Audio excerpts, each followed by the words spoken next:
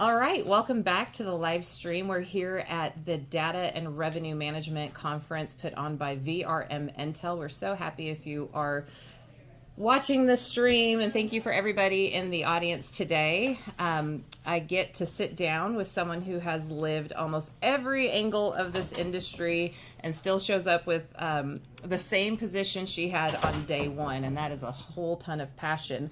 And I'll say I went to the DARM website to get her bio. It was like 3 sentences, and I was like, oh no, I'm going to rewrite this. So I'm going to read that to you. Jodi Cleer. She hasn't heard it yet, but I know what she's done, so I'm like, that's not going to cut it. Jodi Cleer is an industry veteran with a deep background in travel sales, marketing, and short-term rental leadership. She has spent years helping owners and investors understand what is happening in emerging markets and how to position themselves for real opportunity. She's led sales and marketing for major vacation rental brands, grown new territories, educated owners, and built teams across the country. She has also run her own consulting company for nearly 2 decades, where she has trained leaders, supported businesses with social media and growth strategy, business development, everything in between, and spoken on stages nationwide. What I personally love about Jodi is that she doesn't just watch the industry grow, she jumps in and she participates. She builds relationships. I think that's a big word for you, relationships with agents and community leaders, and she serves on national boards as well as her local government board. She stays grounded in what people actually need while still keeping an eye on where the market is shifting next. So today we get her experience, her perspective, and a genuine love for helping operators level up their businesses. And I'm very excited to welcome you, Jodi. Wow, you're hired as my new PR. I always tell my friends, I'm your personal publicist for life, whether you know this or not. So it's all true. It's just I would not have put it in that order and put together. So well, I'll send it to you. You can use it. It'll be your new LinkedIn bio. Just kidding.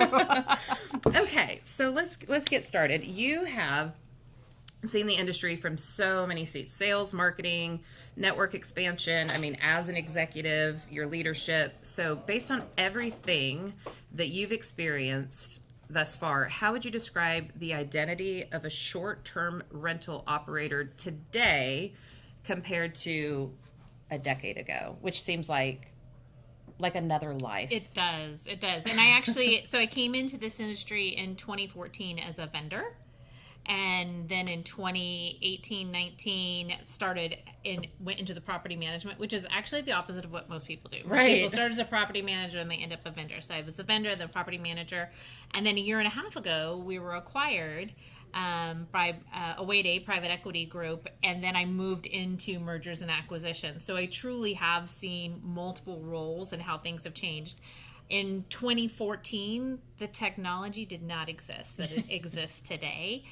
The conferences were so cute because everybody would just have like a little pull up, and now like Burma this year, the booths were insane. What? I walked in, I was like, I'm sorry. Where am I? It felt like, and it was in Vegas appropriately, but it was like big time. But it was in Vegas a couple years ago. It was not that. Right. You have stuff hanging from the ceiling, and even here at DARM, there's stuff flashing on the front of the hotel, and we have drones flying over us. Right. And when I started, Airbnb was not a household name. It was Vrbo, and then it was VRBO, and then it went back to Vrbo, but that's a whole nother story. But I think the managers themselves have become so much more sophisticated.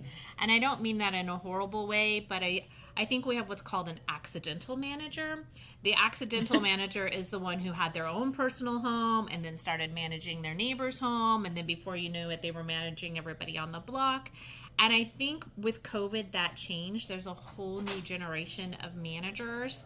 They're younger, they're smarter, and they're entering this business to exit the business. Yes. And so they actually purposefully have joined the industry, and they've joined it in the intent of building a viable business, where I think the accidental manager built a business to just run it forever. They never thought about what their exit strategy was. They never thought about, is this actually a viable business someone would willing to be to pay for? And I think first we're the vendors to go through consolidation, and Habit was a big proponent in that. And then it was the management companies that started consolidating, right? And so nobody ever knew that they could sell this business, And for something. that shift since I've been in the industry, because at first you saw the PE money coming in, like you said, to the tech and the suppliers, and then they started circling the property managers. And then there's a piece of me, which I want to get into what y'all do, but there's a piece of me that's like, y'all know how hard this is, right? Like, you know how hard it is just to maintain this, let alone to scale. But then there's been some PE firms that kind of like unlocked some secrets. So I know we're going to get to that, but yeah, it's a for very sure. interesting dynamic. But I think the biggest thing is that people accidentally fell into the market.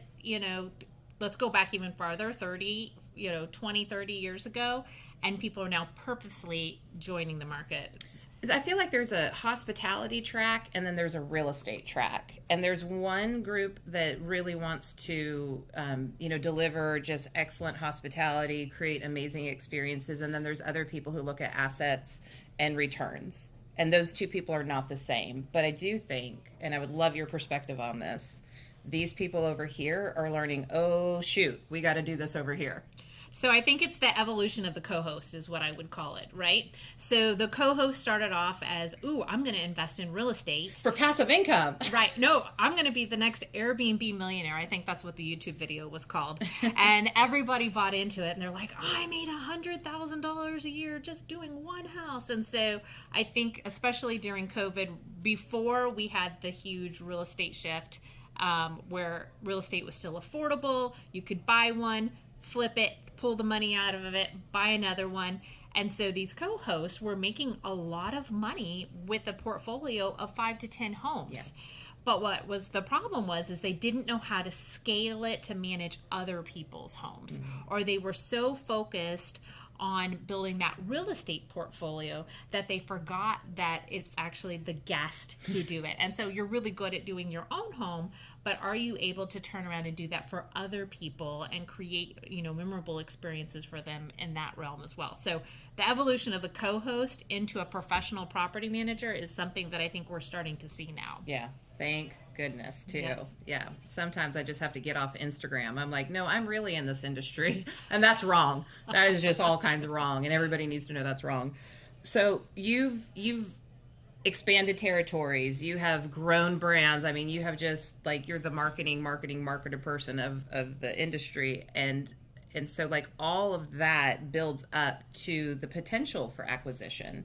So what do you see right now, like moving into 2026? What's the hard part of acquisition right now on either side? Well, I think the real estate plays a role into that right mm-hmm. now. A lot of people bought in 2022. They bought at the height of the market.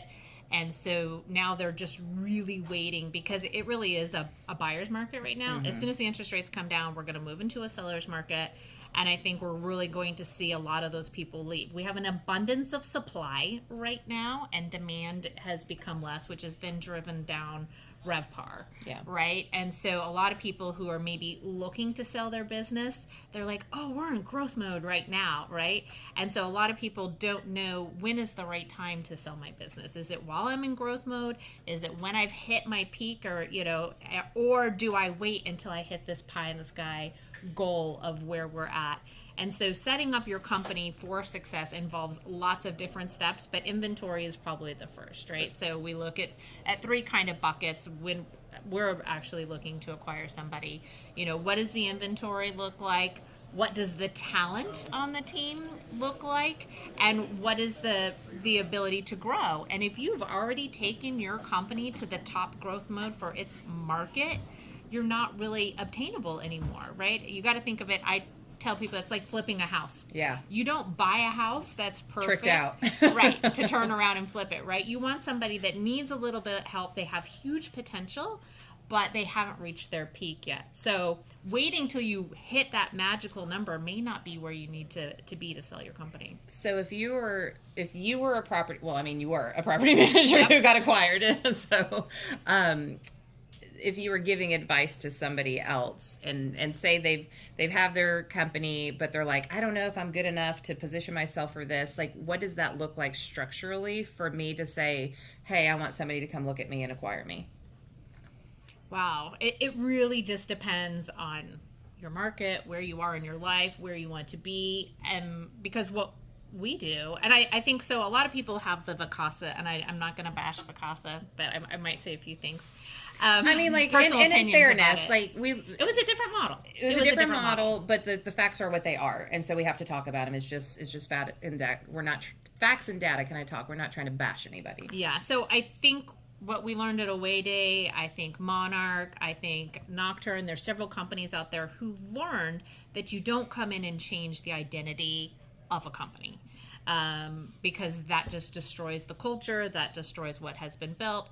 And so what you come in is you enhance what is already there. So a lot of people are afraid of acquisition because they feel like, oh, my identity is going to go away. My owners are going to hate me. My employees are going to hate me. Everybody's going to get scared, and we're going to turn into corporate. Mm-hmm. And I think all of us, all the companies that I named before that are PE backed, have learned from that and realized there is a lot of value to boots on the ground. There's a lot of value to individual brands. And so all of those companies have maintained the brand and in some way, shape, or form kept the original founders or owners involved in the company because their vision is still important. So you're still increasing the value by adding extra things like we have centralized accounting, which nobody loves to do, centralized HR. But however, operations is still boots on the ground because those are the people who know what needs to be done. And we just got out of a session about empowering your employees. And the people who know what needs to be done, you continue to allow them to make a decision. Someone 3 times removed from that should not be making those everyday decisions. Yeah. And that's kind of is very much the hotel model. Like you have shared services, but then you have local experiences, local teams, and local decision making. And you have your owners and you have your management company. And like it's kind of becoming that model within this industry as well, which I find fascinating. Yeah, and I'll just kind of play off of that. So when you have so many different brands across so many different geographical areas, you start to see trends sometimes as well, and you can compare one business to another. Like if we all are doing this the same way, why is this market succeeding and why is this market struggling? And so you're able to benefit from the group. So there's not A/B testing, there's A, B, C, D, E, F, G testing going on right now.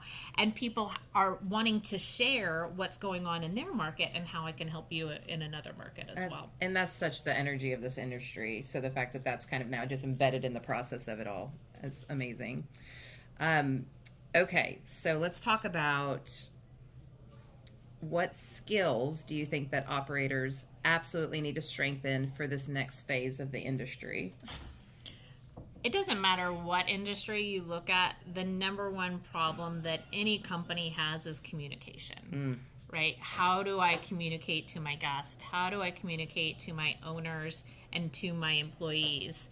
So operationally, the biggest thing that we face is how do we communicate with those on our team? And how do we communicate with our owners? And so, with distributed locations and like... Yeah, I mean, that it really is the core of it is not a complicated answer. The core is communicate with everybody on the team so everybody knows it. Because the answer could be not the one you want to hear, but at least you heard something. At least you know where you're going and where that's coming from. So. And do you mean like everything from like stand-up meetings to like breezeway communication to like Slack channels? Like when you say like how do you communicate with the team in the most effective way? Is there a particular path that you've taken that others can replicate? Well, I think it starts with a one-on-one, right? Everybody likes to have a one-on-one, whether you do that weekly, monthly, whatever it kind of allows for that situation. Having that one-on-one and letting that person be heard is very important, right? Agreed. But then there's team communications, like everything as simple as birthdays to anniversaries, having shared successes when a great review comes in, sharing that with the whole team, right? Yeah. Having those, shout-outs that go out to the team. Communications with the owners. When things are not going good, being proactive in your communication instead of being reactive is a lot easier. So if we do quarterly owner sessions and we tell them, this is what the market is doing, this is how we are doing, this is what is going wrong, and this is what's going right. And if you're proactively putting that communication out there, you're not going to have to field so many questions on the back end. Yeah, I feel like Tom Goodwin with Mountain Laurel Chalets does a really good job of that. He's very hyper-focused on proactive communication in the good times. If something's not going to be as lovely as they were hoping, he has his annual owner meeting, and you know it's a big deal. Someone to follow on LinkedIn. Okay, this one I love.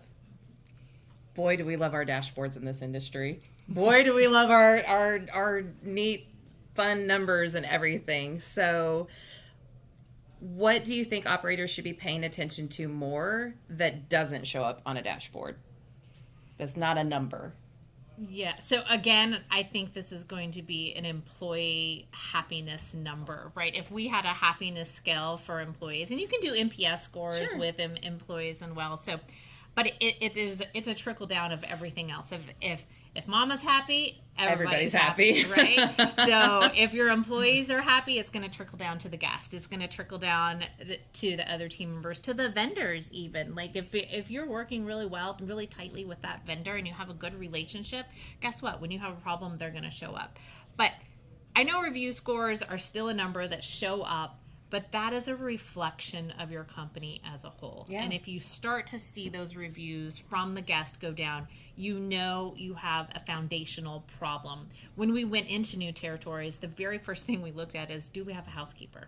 And that was the most important employee to hire. Yes. That was number one. Do we have a housekeeper? Because you don't have anything if you don't have that foundation. Right? So I think measuring the happiness scale of where your team is at is going to affect everything else in your business. And I can tell you too, I've worked with businesses where we've literally just passed out a piece of paper that had a sad face, a straight face, and a happy face. And we said, where are you this week? And they just circled it with no name and turned it in, and we could evaluate where we are as a team. And like, it's that like caveman rudimentary. We do not have to overcomplicate this. So yeah, one of the things we do, we have level 10 meetings. Yes. And when we do a team meeting, the first thing we do is shout outs. When nobody has a shout out, that's when you know you have an internal problem, right? Because otherwise everybody should be praising their team members, like so-and-so helped me with this, and we had a really great opportunity to do this. But when that goes silent, that's how you know you've got a problem. 100%. Stan Slap says, if you can't sell it inside, you can't sell it outside. I love that quote. Okay, so we're a passionate industry. Lots of emotions, right? So when you're scaling, preparing to exit, or adding additional service lines, the change, the shifts, they can be emotional. And again, we're a passionate industry. So what patterns do you see in the operators who scale well, and what patterns show up when someone starts to sabotage their own growth without realizing it? Oh, well, coming from a control freak. Takes one to know one. Yeah. I think that's probably one of the biggest things that I had to learn is, letting things go so that it can grow, right? Because I like to control everything. It was really hard to delegate that to other people. And when you start to scale, you can't control everything anymore. You have to let things go. If you get stuck in the weeds, then you can't look at the bigger picture, right? So there is a time where you individually have to move up as more of a visionary than an integrator. And some people are able to make that switch and some people are not. But being able to see the bigger picture and know that you need to have other people and empowering them. I think one of the things that we really talked about in the company for a long time was always hire your replacement. Yes. And that's really hard for people to do, is to be able, when you hire somebody on your team, to tell them everything. And someday, and you're like, okay, but if I hire them to take my job, what am I going to do? right? But you need to always be hiring your replacement, and don't be the single point of failure. Don't be the keeper of all the information, so that if one day something happens to you, that business wouldn't be able to run without you. And I think when you found a company that has 1 to 2 properties, and then you've grown to 100, 200, 300, to be able to let go of that. But I will tell you, when you're looking to be acquired, one of the first things they want to know is, if you leave, will the company run without you? Exactly. Yeah. 100%. And that only happens if you have empowered people to do that. And so some people like to hold those little nuggets, like, I'm the only one who does owner statements. I'm the only one who's allowed to touch the bank account. But again, if you're looking to be acquired and you want to step away from the business, you need to have already trained someone to step into that place for you. And that's a 3 to 5 year process. So, like, it can be. Yeah. I mean, well, I will say, like, if you're complete, like, you don't have your books ready, you don't have your leadership team in place, like, you've got to start building up your bench strength, and you've got to start like putting those like your level 10 meetings and all of your processes. You have to have that package, right, where it looks like, hey, this is a thing that is, we could turn it over to you and you could do something with it without me. I imagine that would be difficult for me too. Very difficult.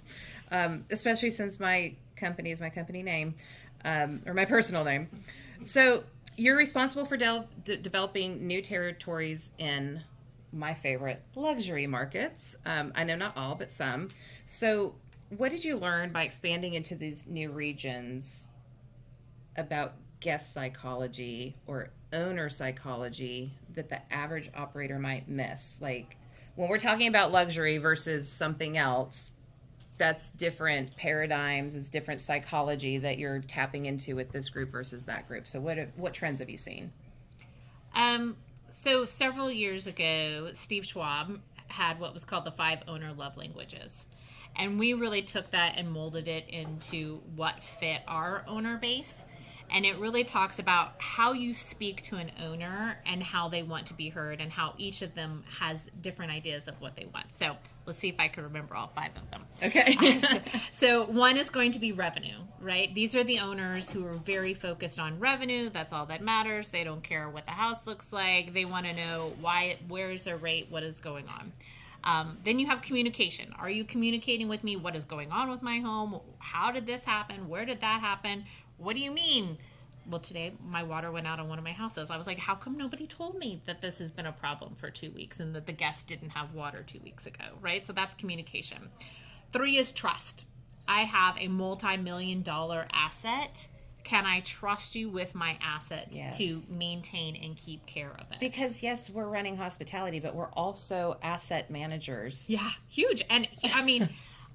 some of the horror stories I'm sure everybody has heard, but everything from like, hey, I showed up to check on my house. I hadn't been there in 6 months, and an employee was actually living in it. You know, so there's horror stories out there where people have had bad experiences, and so trust is extremely important. Then there's going to be pride and ownership. So some people want to know, did I get 5-star reviews? Did people love my house? Did they love it as much as I? Is there something missing that I could do to make this house a place that people want to return to year after year? And then the 5th love language is going to be property care. Yeah. You know, when I show up to my house 2 weeks out of the year, I want to walk in and not have to take care of problems. And I don't want to see a trash can at the curb. Right. When I get there. So what we do is we identify each owner with one of those love languages. It's in their file folder, so whoever picks up the phone and speaks to that owner, they know that, hey, don't be worried about talking about this as, you know, property care, and you got a 5-star review. He's like, yeah, but did I make money? Yeah. What percentage increase did we have month over month? Now the problem happens when you have 2 partners or a husband and wife who have different love languages, and they call in. That's where you start to become a marriage counselor. And a lot of times, because you know, one person has one idea of what success looks like, and then the other has a different. And sometimes you have multiple partners in a property as well too. Yeah, that was good. That was worth the price of admission right there. What was number 4 again? Number 4? So you have revenue, trust, communication, pride and ownership, and property care. Awesome. Well, that was did I pass? I know. Schwab would be proud of you. Text him later. Jodi crushed it. Okay, so, and I have so many more questions I want to ask you, but let's wrap it up with this. When you look at the operators who are going to win in the next 3 years, what do they all have in common? And not necessarily like something tactical, but like, what is the identity of the next gen property manager who will be successful? So we talked about earlier in this session how people are now entering the business to sell versus the people who are like, oh, I'm going to accidentally do that. I can do yours too, neighbor. Right. So I think the people who go into this business looking at it as a career, looking at it as a viable business that they can sell, they do things differently. Yeah. Number one is going to be accounting. Absolutely. They've got it buttoned down. They know what their trust account is to the penny. They're making really good financial decisions. Their books are very clean. I see a lot of businesses that are on cash, not accrual, and that's a big one. If you're on cash, that may not be an accurate financial look back at what your business is truly doing, and especially because a lot of things that we do when we onboard a property, we spend a lot of money upfront onboarding a property, and that actually gets... I don't even know the word I want to use, but that's something that can be absorbed over time, right? You're going to depreciate that over time. So they're looking at their financials different. They're looking at their strategy for growth different. They're looking at their marketing and branding different. They're setting their branding up for scalability. So they're not calling their brand Destined Vacations, and I don't know if there is a Destined Vacations, I apologize, but they're looking at a brand that they can expand into other territories, not limiting themselves in this box. So everything from the brand to the accounting to the scalability of what that looks like, and they're looking and investing in technologies that allow them to scale. Instead of, if you're looking at a PMS, are you looking at something that would only be viable for 50 properties? Or are you looking at a more robust PMS that's going to actually take you to that next growth and to that next level? There's no perfect formula, but I think a lot of people are just preparing themselves more properly to have a properly run business versus let's take the family to Hawaii and put it on the company card. Right. Well, and I think that's what I'm hearing you say, is it's demanding more business acumen, and it's moving away from this being a lifestyle business. Right. But I mean, it is still a lifestyle business for a lot of people, and you are an entrepreneur and a business owner for a reason, because you get to write off everything. But just know at the end of the day, you need to be held accountable, and you have to document that a lot better than you fly by the seat of your pants type of thing. Jodi, I feel like we should do like a week-long like online summit or something. This was not enough time with you. I want everybody to learn all the things that you know, but thank you for sharing your wisdom and your experience with us. And you definitely want to follow Jodi on LinkedIn. And I guess we will see you at the party tonight. That's right. Awesome. Thank you, guys. Thanks, everyone. I'm going to be quick. I know. I was like, I have 38 more questions I want to ask you. That would be fine. Smile up here for a picture. Yes. Oh, yeah. Thank you. Can you take one with our... Do you have your card by any chance? Oh, yeah. Cool. Amber, it's going to be flat for you? Yes. Let me get a couple more chairs. Okay. It's so cold in Let's here. hear that. Yes, fine. Sorry. Oh, awesome. Yeah, thank you. I was sitting here just like, me too. I just kept going. Yeah, absolutely. Let's sit. Where DARM is in the picture. Oh, are we doing? Yeah, just. Are we standing? We're standing. I'd rather just stand. Yeah. Do you have a side? I don't care. Can we switch? Yeah. You are such a girl. I used to be that way, so but like when you're a professional speaker, you get photographed so much. I'm like, whatever. Just look like a maniac. Alright, make sure you like those. Thank you, Jessica. I have my glasses on, so... Oh, wait, let me fix my shirt. That line looks like it's over the mountain and through the hills there. Yeah, the next one is awesome. Thank you. better. Yeah, better. It's still lumpy. It's a lumpy road right there. I'll see you guys later. All right. Thank you. Okay. Downstairs. Lux Legends. I'm going to center up your chair a little bit. Okay, Emma?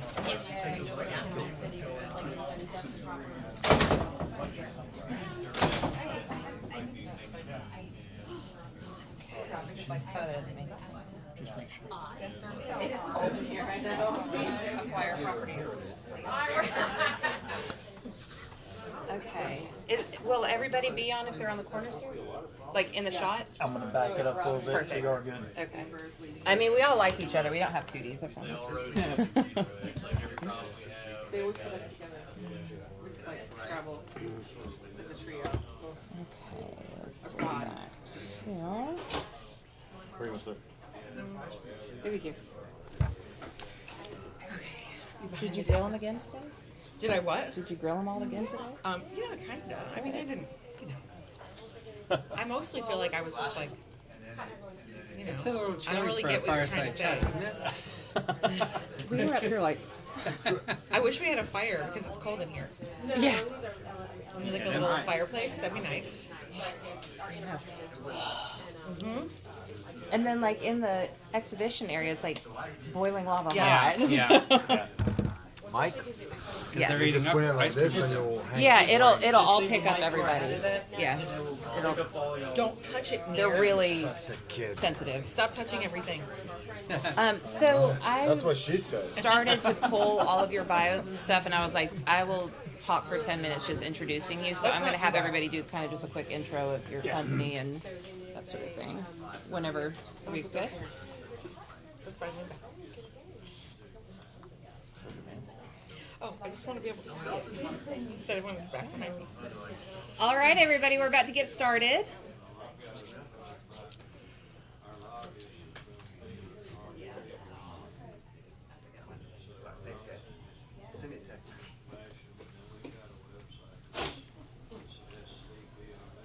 Okay, welcome everybody in the room. And for those of you who are on the live stream with us, we are at the Data and Revenue Management Conference here in Sandestin, Florida with VRM Intel. And we are in the graveyard shift of the Fireside Chats, but I feel like we've saved the best for last. We have the Lux Legends, as I have dubbed them. In our presence today are some of the top luxury vacation rental brands in the country, and I'm super privileged to call them friends. So I asked them, hey, can we just tell everybody what luxury is all about and maybe put some definition around it, because it can get a little squirrely. They're very accomplished, so I'm just going to start with Rob and Cragen over here, and if you'd introduce yourself and tell us about your brand and why you're here. Thanks. So yes, Robin Cragen. Nearly 30 years ago, I founded Moving Mountains with my wife and business partner, Heather Cragen. And we built our business very slowly, very organically, kind of learning the hard lessons along the way. It took us 30 years to go from one to about 250 homes, and from one market into 4 ski markets in the Colorado Rockies. We've always had the idea about our business being focused on the luxury end of the market. Every time we strayed outside of the lines, we found out that our customers had a very specific set of things they were looking for, and it was those luxury, more high-touch experiences, and that's ended up being what we're known for in the industry. Hi everyone, Neil Maimon. Together with my brother Tal Maimon and our team, we developed the Maimon Group. We're a luxury and ultra-luxury property management company based in LA, Beverly Hills, Hollywood Hills, Sunset, Venice. Over the last years, we were really contemplating with an idea of what is luxury and where we need to be.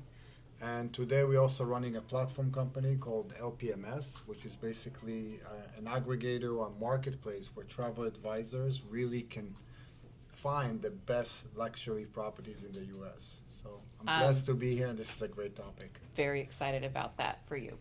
As an aside. I The am all too. days.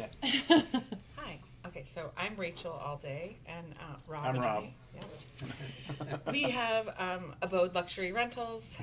I feel like almost every single person in this room I already talked to. So we're in Park City, Utah, Jackson Hole, Wyoming, and Sun Valley, Idaho. We started about 17 years ago, and we manage around 200 homes. And we have always focused on luxury homes from the beginning, and we're still dedicated to that. What else did I leave out? Okay. All right. And this is Rob. Yep. Okay, so Can't do it without Rob. can't do it without Rob. That's right. So we wanted to put some things in containers for everyone today because we could talk about this for days. We're all luxury, ultra luxury experience, and so we're like, okay, we're going to put this into product and experience, defining product as house and amenities plus experience. Next level is execution of that product and experience. So that's team and tech. And then brand positioning and marketing. Now that we know what it is and now we know how we have to do it, how do we tell people about that? So let's start. Neer, I think I'm going to kick this off with you because you're very opinionated on this.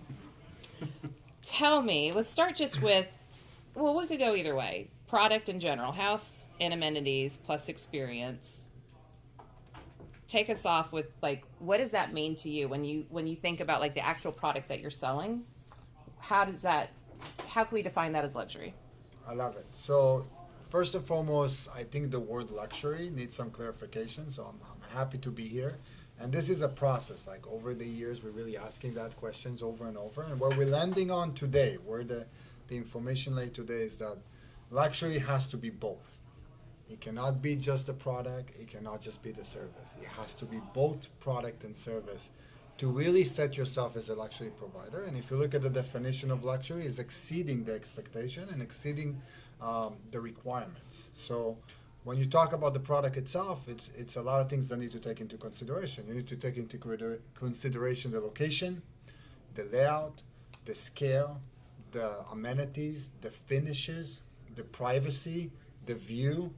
All of those items need to be taken into account in a scaling system to really define is this homes is above the standard. Yeah.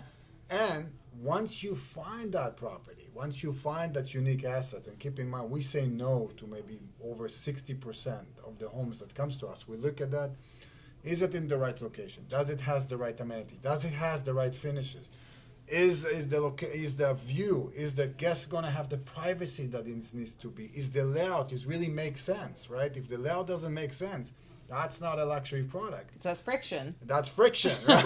It's like, you go in and the ceiling is too low and you don't have the scale volume or the kitchen is in the wrong place. And then if the finishes is not there, if you only have a marble countertop, but then you have a melamine cabinet, that's not a luxury product. If you have a hardwood floor, but then you don't have the right appliances, that's not the right product. So we're looking at all that stuff and we're rating our properties, and then we got to match the service, which is a whole different topic. Yeah. All right, Robin, I'm punting the same question to you.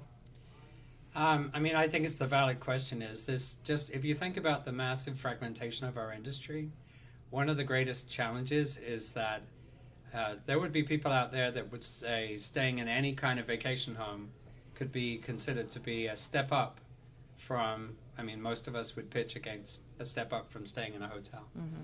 So you're already stepping up into a different level of experience. I think where the word luxury lands for me is about differentiating that luxury experience that we believe we're delivering against what is maybe more standard, or even towards the low end, that's going to be somewhat defined by the price. So when you pay a certain price to stay in a home, it comes with certain expectations. It sort of goes hand in hand. Luxury is providing a certain level of service that's more towards the upper end of what's available in the marketplace. We even talk about, we have another category above luxury. We call it ultra luxury, because we realize that there's even a level of client above our book of business that is looking for an even more refined experience, a more high level. I think it's more the game that you're playing in LA. You have many more of those clients, but there's a level of aspiration and service delivery that goes far beyond what your average, there's even such a thing as an average luxury guest and what they're looking for.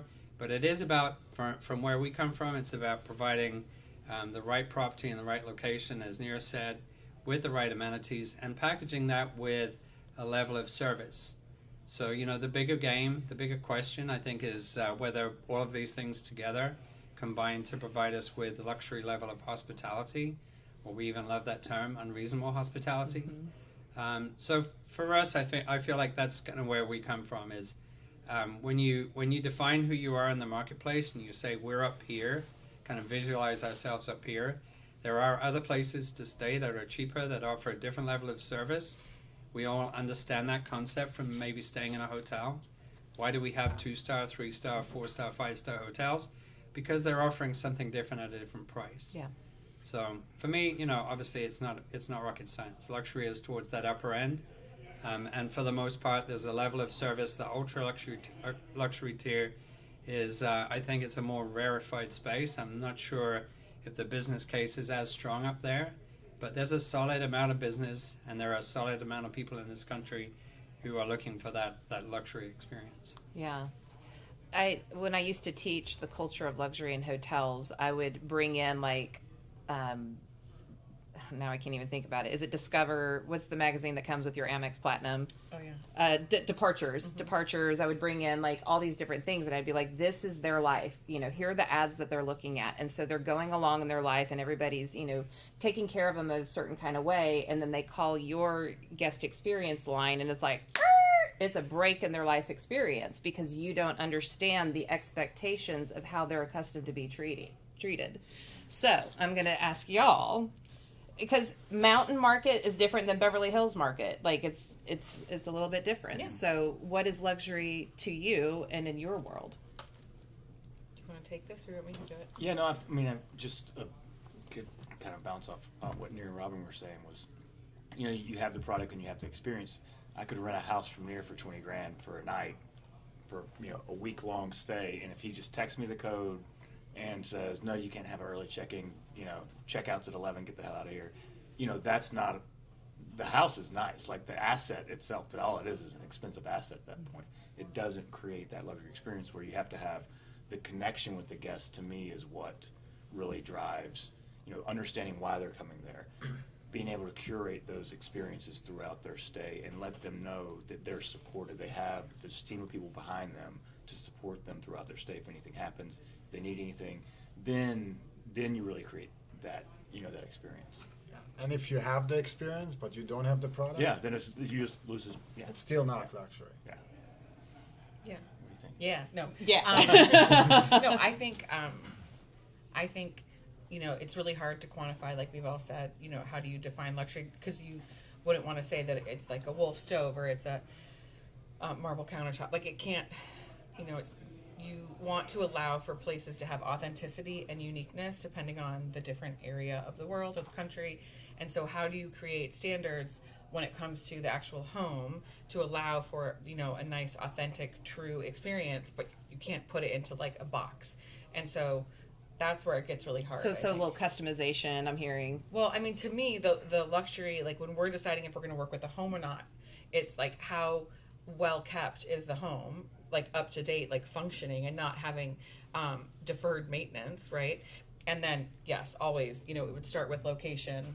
And then, depending on where you are, there's always like the nicer neighborhoods, the mid neighborhoods, so if you're luxury, you want to have, we talked about this yesterday, I don't know, about how it can't be like the nicest home in a crappy neighborhood, right? Because that's not luxury. Like it has to be 360. So you're selecting the area of where you operate these neighborhoods that are the appropriate neighborhoods.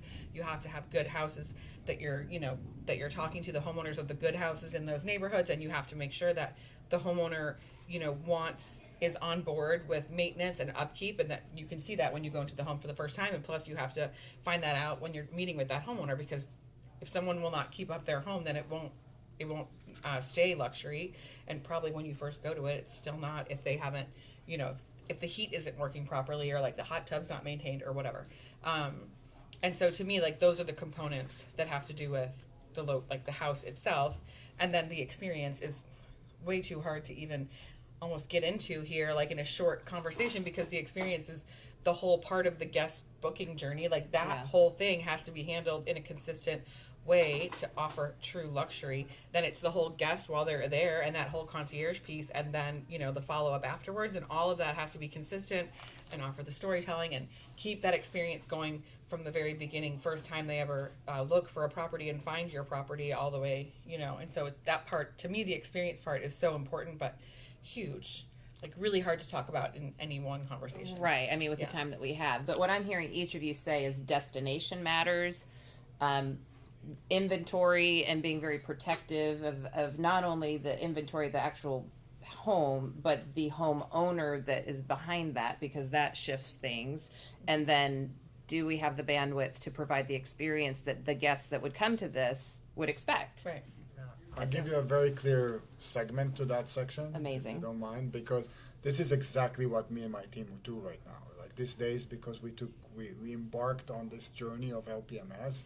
So we go and we talk with all the biggest property managers in the US. We find the best players. So first and foremost, I will interview property managers to qualify the property manager as a luxury property manager. Yeah. And it goes to, do you offer concierge services?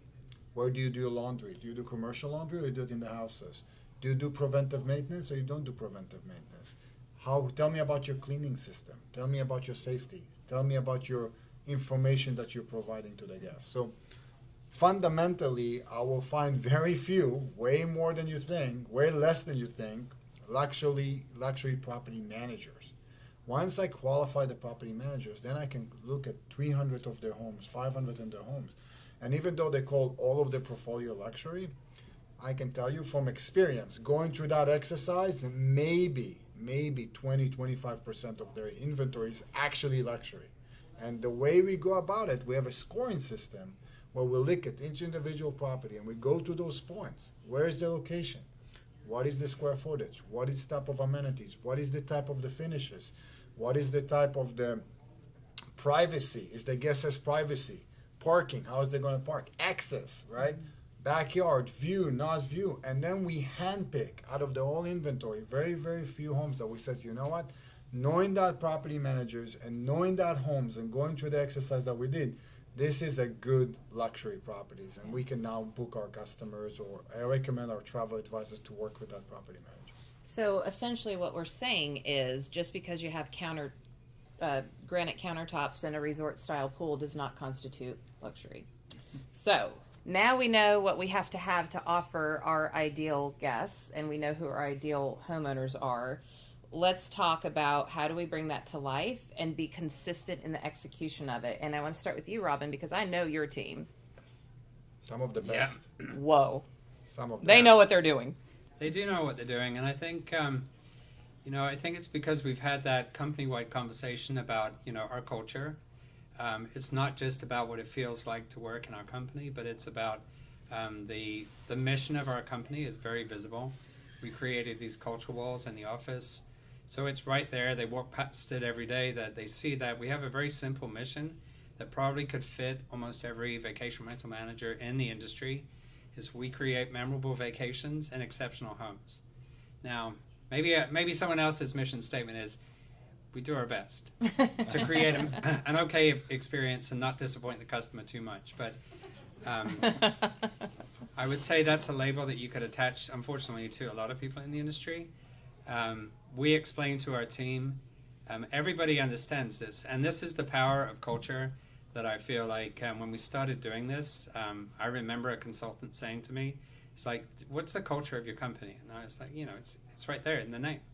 We're here to move a mountain for the guests. Everyone knows that. And he's like, does your staff know that? Yeah.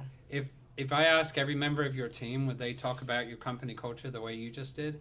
Could they visualize it and describe it the way you just did? And I was like, maybe they could, maybe not. And we actually, we were probably only 20 people at that time, but we got together and we formalized the culture and we created this mission that what really brought the culture to life was learning that if you talk about that as what is it we're here to do together and what are the values that we want to apply to the decision making your team is making decisions.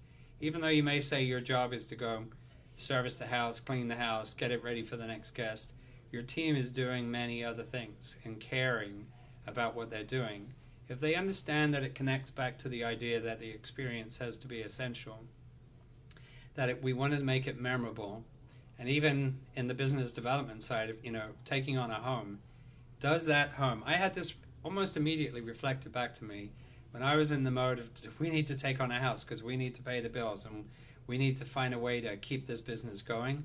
And I had a couple of people in one conversation say, I don't get this exceptional feeling with this home. And I mean, that could be the home, that could be the homeowner. But if this is not an exceptional home, if this is not going to be an exceptional experience, then how are we going to deliver our mission? Right. Because we're not even starting with the right product. Right. So I think through culture is kind of how we executed on that mission, is by clearly saying to our team, it's not rocket science, this is where we're trying to go, guys. I want you to come with us. I want you to do this. And actually what you get from it as a leader and as a manager is when people start doing things and you're not watching them, that's when the magic truly starts to happen. Yeah, I love that. Now, y'all offer, you have your library, you have free mental health for everyone, which in hospitality is sometimes required. I agree. Yeah. There are should no be stories more. like property Yeah. management Yeah. stories. So let's talk about your culture at Abode. Yeah, I mean, I feel like one time I heard Robin on a podcast, and it was right when we were starting to get into company culture with our company. And I remember I was like, because at that point, before that, we had like 10 years where we didn't do much about company culture because I was just so anti-corporate anything. And then it came up as something that we needed to work on, and we realized just what everything that Robin said. Would it make you feel better if I said it took us more than 10 years? Robin's told me some early stories of maybe not so great Yeah. culture attitudes. Well, and the culture thing is We all get there. Like how we found it too is we work with consultants too, and it was great how they phrased it as like you're excavating your company culture. It's already there. It's there. It's in place. It's what you built. Yeah. And so you have to excavate it, and then and the And light does that really match shines. the guest experience? Exactly. Yeah. So that was big going through Because that that, exercise. and Robin touched on this already, but I'm going to drive it home. Like having the values in place and the company culture, which I always used to think this was just such BS, but it's really true. Then it sets the tone for the team so they can make their own decisions, and that, you're not micromanaging and you're not having to like give scripts for everything and like give, yes, they need SOPs, but they don't have to be so specific because you're creating a situation where people can make the right choices based on, okay, like they're all in sort of a combined hive mindset at work. And then when someone in the team isn't following that value system that you've set up, like all of a sudden they stick out like a sore The throat. culture They sort of pushes them out. Yeah, they like self-select themselves out because they kind of once they Or you're able to have that conversation about yes. not that you didn't do something the right way. Yeah. It's like, hey, in this moment, did we live our culture? Right.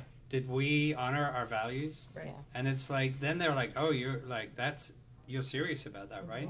You're not bad or wrong, Right. but we have to have the conversation Right. that this was not honoring the value of teamwork, Right. and we've all committed to that. So, like, the problem's out here, and we're solving this problem locked arms together as Right. opposed to you're bad. Yeah. Right. Shame on you. Yeah. Or you didn't do it the right way. You didn't do it my way. It's like, well, It's our way. if I did it and I achieved our mission, then you can't really judge the way I did it. Yeah. And I mean, it got easier for me because I could then say, I could praise people based on, we as a team, we're killing it because we're living our culture, we're achieving our mission. Yeah. Now, I used to have a celebrity event planning company, and my culture was great. Everybody worked their patooties off. Everyone was super happy to work there. Everyone was empowered. And they also knew if you take a cell phone pic of one of these celebrities, you're fired on the spot. Done. And that's how my customers trusted me. So how do you manage that dynamic in Los Angeles? And like, you have celebrities, you have politicians, you have dignitaries come through. So how do you manage your culture to encompass these kind of extra dynamics that not everybody knows what? I mean, I was raised in the entertainment industry. I'm a SoCal girl, so I kind of like knew.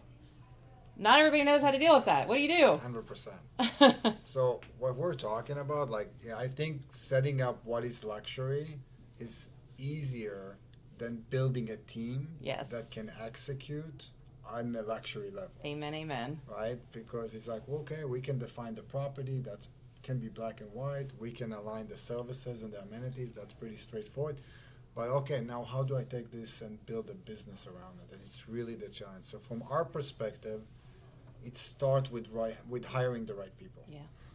If you have the wrong person in the wrong seat, you can have the best culture in the world. You can have his best SOPs and KPIs and scorecards and BI tools and you name it. You know, pay them double. It doesn't make any difference. They're going to fail. Mm-hmm. So we're putting a lot of emphasis, and we, hire slow, fire fast. Mm-hmm. We're hiring slow. I will interview you. I will run you through a personality test. I will ask you questions like, why did you choose to be in hospitality? And if people saying, like, I like the life, I like the glamour, that's not a good fit. Like, you finding people that in their core, in their eyes, their passion about providing really, really good hospitality and really good service. And they're eager to learn, and they're high drive individuals that can do multiple things at the same time. So for us, it starts, and just like you said, the culture will push you out.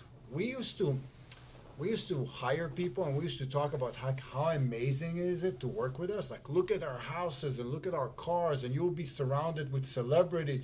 Now, when we're hiring somebody, we tell them why not to work for us. Right. This is why you don't want to come and work for us. Because honestly, behind the scenes, celebrity is not as sexy as people think it is. No. It's a little more complicated, No. and I'm sure all of you have had tough. the experience. Maybe not as frequently as in LA, but like, and they don't know. Well, that's a whole other conversation. We'll have to recap about that. So that's team.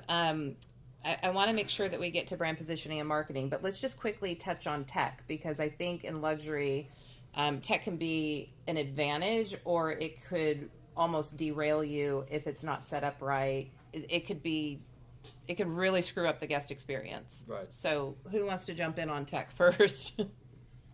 I've seen a lot of situations where, to be honest, I mean, we have a lot of tech in our business, but I would never describe us as a tech business. Same. Yeah.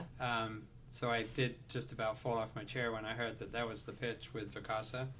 Where tech-enabled hospitality is like, man, you just took the soul out of this industry. You just lost the plot. Yeah, Yeah. you just lost the plot. And I mean, your tagline was, and we're in business to make money. It's like, listen, we're all in business to make money, but that's not what lights our boat. It's not what makes us smile. It's not why Heather and I decided we wanted to stay in this business, having run a luxury yacht in the Caribbean. Why did we do that? We were having fun in paradise and hearing people say that was one of the best vacations we've ever had. And after hearing that a few times, it's like, if we didn't hear that, we were like, what did we do wrong?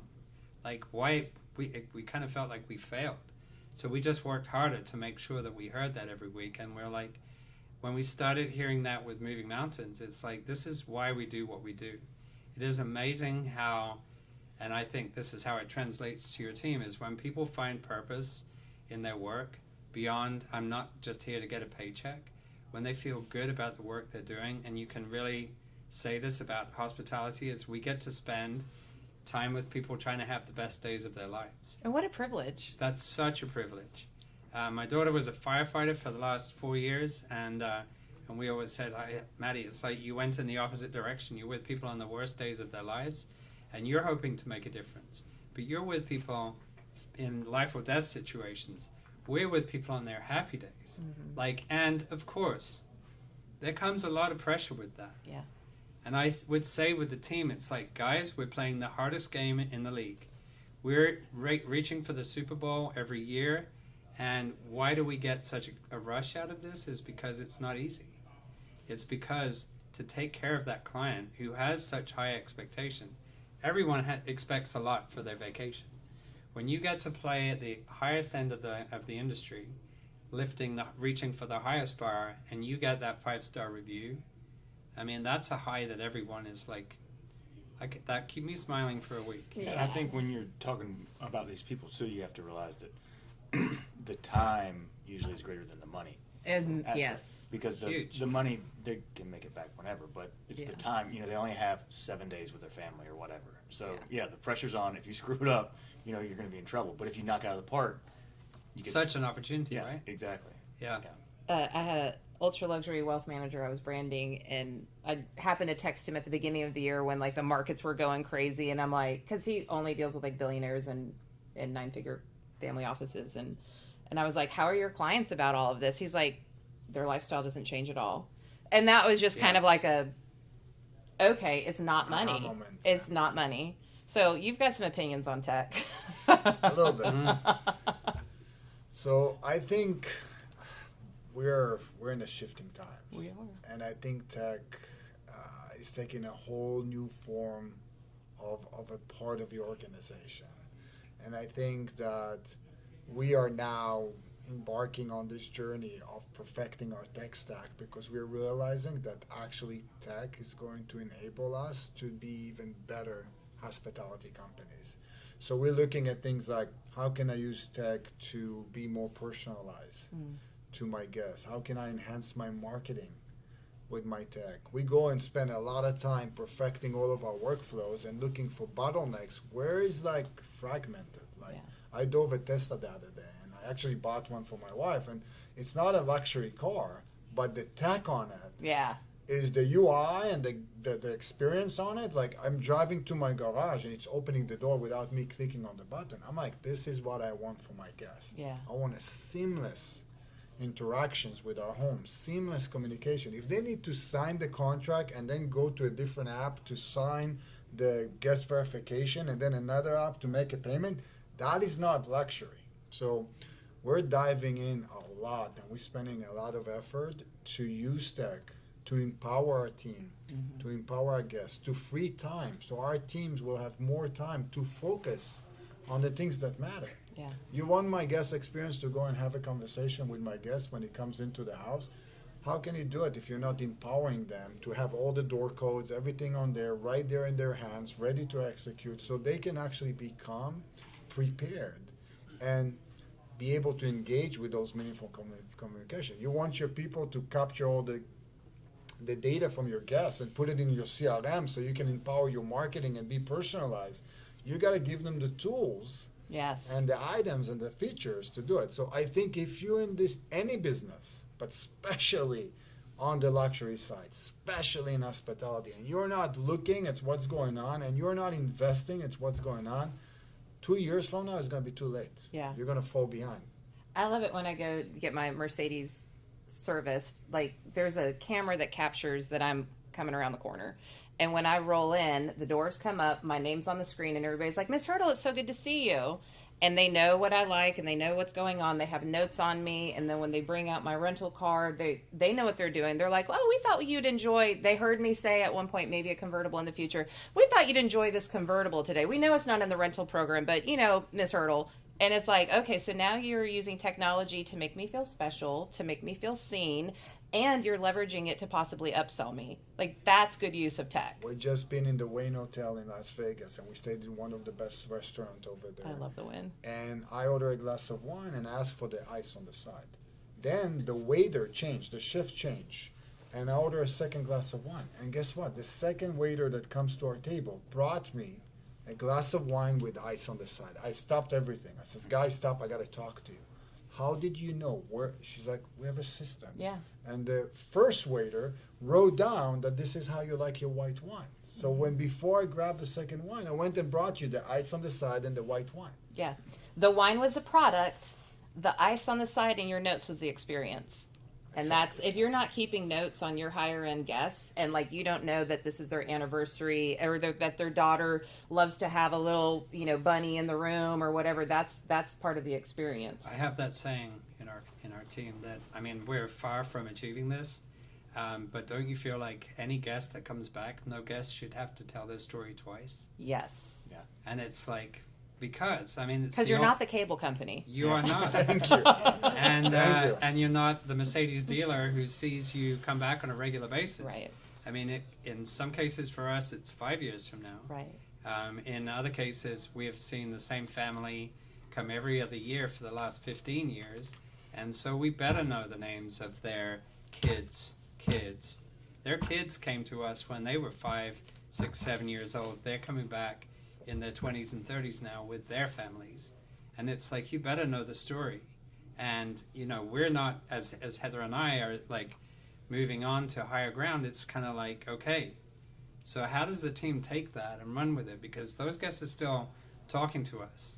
And it's like you need to keep up. So the great challenge, as you just said, is we have all these great tools right now, and I'm like, the tech is, in our case, we're not there yet. We're digging deep to try and bring our tech to meet the level of service that we want to provide, because I feel like we're catching the plates as they fall. We're just barely keeping the ship moving forwards.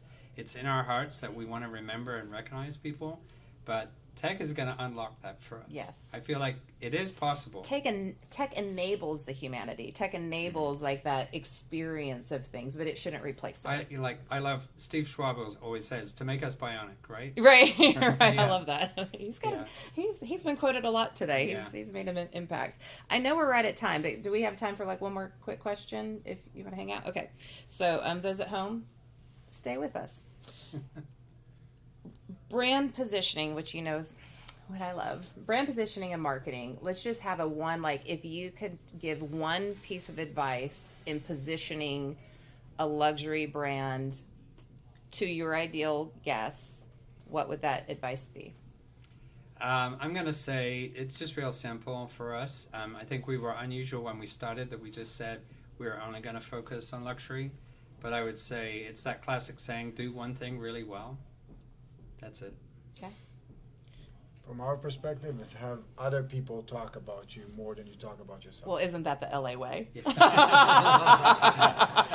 Well done. What about y'all? Yeah. I would say connection and storytelling. So let's talk about that for a second, because you work with my girl Neely Khan, and I was texting with her this morning, and she's We've been doing a lot. Yeah. I don't know if the world's ready for it yet, but so we really believe in storytelling and working with Neely. We had some like crazy ideas, and so which is not a secret. Like we're working on applying storytelling to each description, like throughout the website. But if you remember the J. Peterman catalog, this is my dream. So so we're working on a story for each property, like as part of a description, which would then could be an anthology of sorts, and then, but that's a lot. So the other way to do this, like starting, is just to consider the concept of storytelling in all of your materials and all your writing and your website. So whether, obviously, it's really the best place to start is your About Us story, because you can tell the story of the people that started the company, and that's not so complex. And then to apply storytelling throughout the rest of a website is a little harder, because you have important information you have to share, and some of it is you don't want to talk too much, which is hard for me, obviously. But me too. But anyway, the concept of storytelling is so much more about like emotional connection, and I think connection is at the heart of hospitality, obviously, in all ways, whether it's with hospitality to your team or to your clients. And one of the ways you can do that is through, of course, like imagery and photos that are emotion evoking, but then also just that any written content would have that concept of like emotional connection, which storytelling is really just like a cheat code for that. It is. So yeah, those two things to me. I feel like if you're talking about aspirational, ultra luxury marketing, you're talking about, this is not about a value proposition. If it is, then you're probably using too broad a brush with luxury, because this is always about, like what Rob said, the value of time over the value of money, meaning that time to our clientele, whether it's homeowners or guests, is always more valuable to them than money.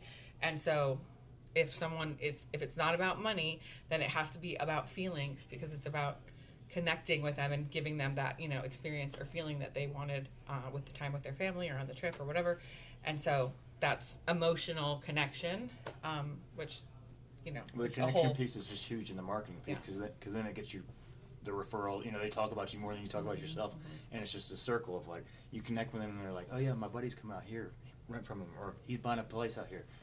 Can you manage this house? It's just a cycle that it's a flywheel that just goes. Yeah. And you said something earlier, I think it was you, at lunch. You said, if you have to tell in your marketing that you're luxury, you're not luxury. Mm-hmm. You want to expand on that, or just like, or do you just want to drop the mic, or? Well, that's where we started from. Is like, how do you define luxury? And I think we've all heard it said. If you have to say I'm luxury, it's like saying I'm great. Yeah. And it's like the minute you say, well, I think I'm great, it's like, oh yeah, Right, sure you are. And I know from an SEO and a GEO perspective, like somewhere you have to have luxury in the content, but that's not what you're leading with. It's, yeah, I think what we're afraid of is people that are, generalizing the term luxury. Like in multifamily? Yeah, I mean, you're commoditizing a term that's supposed to mean something special. Yeah. Right. And, it bothers me to hear people say, your house is clean and it's, and we have a security number to, secure the house.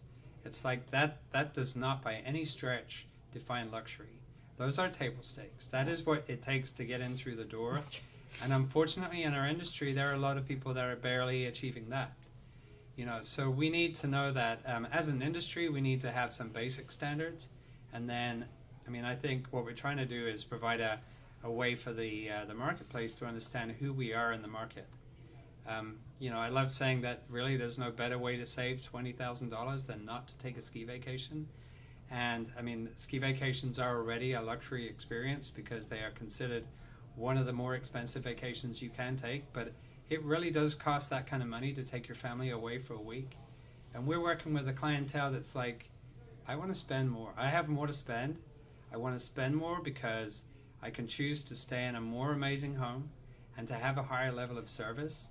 And it's like at the end of the day, you're making a promise to the client that you can deliver on that experience because going back to my other point is because their vacation is their most precious time of the year. They're stepping away. You almost can't put a price on that. Yeah. So their level of expectation is up here. And it's not rocket science. It is achievable. Otherwise, people like us wouldn't be achieving it. But it's like stay true to that vision that I'm here to make sure that you have this experience. Yeah. And it takes a lot of work and a lot of commitment, but if you're clear about this is what we're trying to do, it's amazing what you can get a team of people to do with you. So. Yeah. Well, I think in the United States, the concept of a vacation is like a birthright, and so like you can't to go from birthright to luxury is not. It's not an easy path, and so I think it's very impressive and also admirable for what you all have built. And I would recommend each of you. The All Days are very active on LinkedIn. Near's active on LinkedIn. You're active on LinkedIn. I would follow them all because they talk about the behind the scenes and they talk about their teams and they talk about these things. And so if you want this continued conversation for you to figure out, like, well, how do I get there? These are the people that I would absolutely recommend following in the industry. And I thank you for joining me for our chat and Thanks, Ever. Thank you. hopefully setting a standard. So thanks for joining us today. Good, guys. That's DARM. We have a meeting right now.